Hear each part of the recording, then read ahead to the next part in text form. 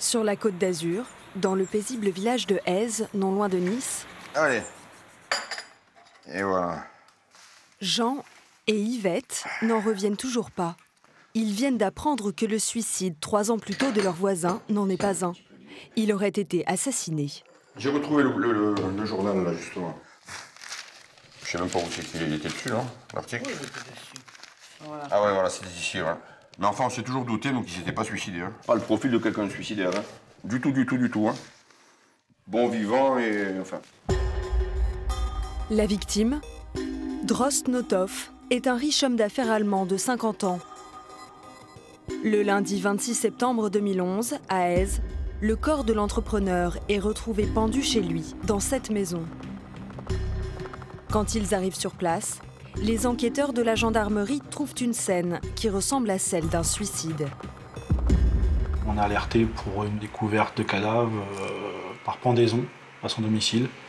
A priori, c'était le propriétaire de la maison qui venait faire des travaux d'appoint et qui a découvert donc, son locataire pendu dans le salon. Il n'y avait pas de désordre particulier dans le salon, la victime ne présentait pas non plus de blessures défensives ou quoi que ce soit, il n'y avait pas d'autres lésions traumatiques suspectes. Donc voilà, quand on est parti de là, la thèse du suicide pouvait aussi être tout à fait plausible. Le rapport d'autopsie confirme le scénario.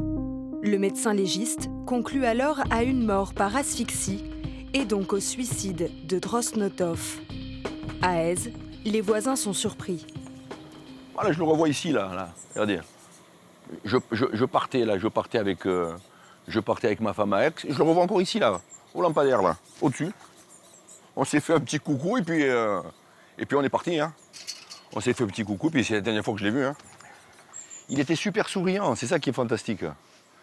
Pas du tout, c'était pas un homme suicidaire, point. Hein. Si les voisins n'ont jamais cru à son suicide, c'est que tout allait bien pour Drost Nothoff. Depuis 15 ans, il travaille à Monaco.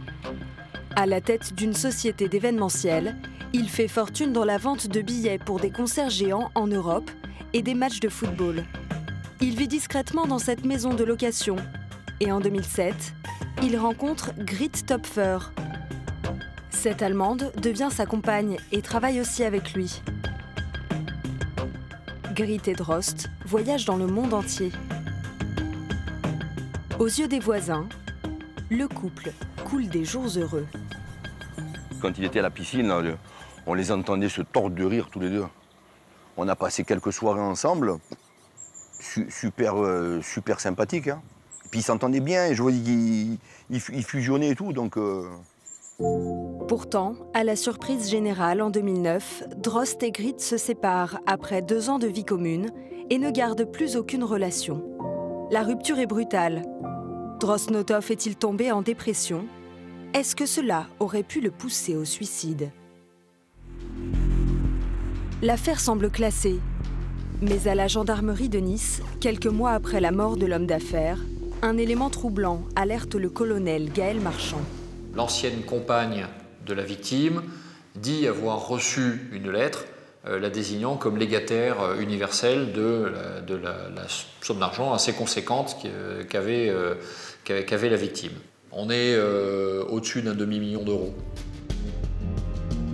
Les gendarmes sont d'autant plus surpris que Drost Nothoff avait refait sa vie avec une nouvelle femme.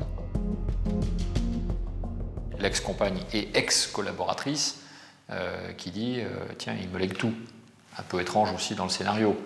Pourquoi quelqu'un qui venait de refaire sa vie tout d'un coup décide de léguer sa fortune à son ex? Soupçonneux, les gendarmes soumettent alors le testament reçu par Grit Töpfer, séparé de Drost Nothoff depuis 2 ans déjà, à une étude graphologique. Les résultats confirment leurs doutes. C'est certainement pas la victime qui l'a écrite.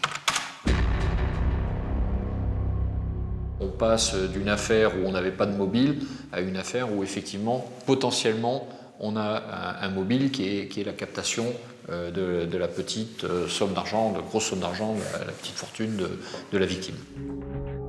Une information judiciaire pour meurtre et escroquerie est ouverte en août 2012. L'argent est mis sous séquestre.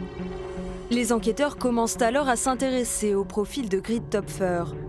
L'ex-compagne de Drosnotov aurait-elle voulu s'emparer de son héritage? Depuis sa rupture avec l'homme d'affaires en 2009, Grit a quitté la région de Monaco. Elle s'est installée dans l'Aude, dans ce petit village d'Esperaza, non loin de Carcassonne. Elle y refait sa vie avec Georges Pierru, un nouvel amoureux rencontré en 2010 sur Internet. Ils habitaient jusque-là. Paula, leur voisine d'en face, se souvient de gens sympathiques. La maison qui est fermée. Pour moi, ils étaient sympas. Donc, bonjour. Ils se sont présentés. Bon, ils étaient de nouveaux voisins. Ils étaient très amoureux tout le temps, là, en train de s'embrasser. Le couple est sans ressources et ne vivrait que d'aide sociale. Grit fait des études d'informatique à domicile. Elle ne sort quasiment jamais. Georges, lui, se lance dans la peinture. Pour se faire connaître et gagner de l'argent, il démarche les commerçants du village pour exposer ses toiles, comme dans le restaurant d'Alice. Il m'en a laissé un là, juste à l'entrée des toilettes. Enfin, voilà. Voilà. Donc voilà, c'est ce genre de petits dessins qu'il a exposé chez nous. Il nous a dit que ça faisait pas longtemps qu'il peignait et qu'il aimerait bien montrer son travail aux gens et pourquoi pas dans un lieu de restauration. En 1 an et demi, Georges Pierru ne vend que 4 toiles, entre 30 et 40 € chacune, dans le restaurant. Le couple est sans un sou, mais il n'abandonne pas le filon de la peinture. Georges Pierru commence à démarcher les médias locaux, comme TV Carcassonne, pour y promouvoir une exposition. Bonjour à tous. Alors le bon plan cette semaine, c'est mon vernissage. Je m'appelle Georges Pierru. Le vernissage que j'organise chez Adonis Carcassonne, 15 rue Barbacane à Carcassonne. Mais le couple ne se contente plus des expos de quartier. Pour faire décoller définitivement la carrière de son compagnon, Grit met en place un stratagème. Au culot, elle diffuse sur Internet de grossiers copier-coller des tableaux de Georges incrustés dans les photos des musées les plus célèbres du monde. Une réussite insolente, admirée par des stars comme Morgan Freeman. Fort de cet affichage, début 2014, Georges démarche Susana Linares, une agent artistique brésilienne installée à Monaco.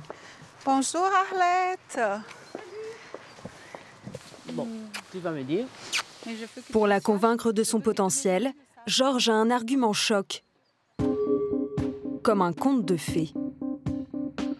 Il disait que quand il était petit, son père, c'était un ami à Picasso. Et lui, il était tout le temps sous les jambes de Picasso pendant qu'il faisait de la peinture. Et c'est de là que ça vient son inspiration. Susana tombe dans le panneau.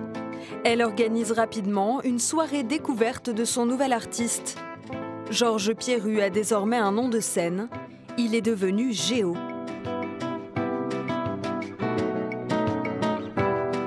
Pour l'occasion, Grit, en bas à gauche, est venue avec lui. Je voudrais vous prendre 5 minutes pour présenter l'artiste de ce soir, qui c'est Géo. Donc pour vous parler un petit peu de mon art, j'ai apporté un panel un petit peu varié de ce que je fais. J'ai pas mal d'inspiration, certains m'ont dit de Picasso. Je mets beaucoup de dynamisme dans mes œuvres, je mets beaucoup de moi-même. Merci encore d'être venu. Merci à Monaco Art. Pour une première, la soirée spéciale Géo semble très réussie. Le couple s'amuse à un bémol près. Aucun tableau n'est vendu ce soir-là, car Grit et Georges ont fait afficher à Susana des tarifs de vedette. C'était très dur pour moi de réussir à vendre quoi que ce soit d'un artiste pas connu que je présente cette soir-là avec des tableaux qui partaient de 15 000 €. Susana découvre aussi que le couple essaye de l'escroquer en vendant en direct à ses propres contacts. Furieuse, elle met fin à leur collaboration. J'étais vraiment en colère avec lui et elle était avec lui, sa femme, et elle m'a détesté. Comment vous pouvez accuser mon mari? Il est quelqu'un de très honnête, jamais il vous ferait ça. Ben, elle est en train de le faire. Et à partir de ce moment-là... Malgré tous les efforts de Griet, le grand artiste Géo redevient Georges. Toutes les tentatives de vendre vite et cher des tableaux sont des échecs. L'argent ne rentre pas. Le couple n'a même plus les moyens de payer son loyer de 450 €.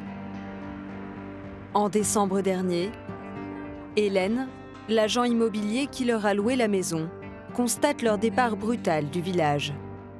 Les clés dans la boîte aux lettres, pas de préavis, on voyait qu'il y avait eu un problème. C'était le chaos. On a quand même reçu un dossier de surendettement, Banque de France. Voilà, il avait dans les 10 000 € de dette. Sans ressources, Georges et Griet auraient-ils pu aller jusqu'à tuer pour toucher l'héritage? Pour les enquêteurs, cela ne fait plus de doute. Grâce à la géolocalisation de leur portable et aux caméras de vidéosurveillance, ils sont certains que le couple s'est bien rendu à Èze le jour de la mort de Drosnotov. Le 20 janvier dernier, les enquêteurs les interpellent. Confrontés à leurs contradictions, ils passent aux aveux, comme le raconte Maître Isabelle Vial, l'avocate de Griet lors de la garde à vue. Physiquement, c'était douloureux pour elle, physiquement, intellectuellement, oui. C'est-à-dire qu'elle a eu beaucoup de vomissements, elle n'était pas bien. On sentait vraiment que c'était quelque chose qui est sorti. Vous voyez, vraiment, dans la symbolique, c'était assez étonnant parce qu'elle est passée aux aveux dans la douleur et en se libérant, voilà, d'une façon générale. Le scénario du suicide disparaît. Selon les gendarmes, Drosnotov aurait été assassiné. La préméditation et le sang-froid vont jusqu'à un point où ils trouvent une méthode violente de le tuer qui soit compatible après avec une pendaison. C'était très bien orchestré. Drosnotov aurait été étranglé avant d'être pendu.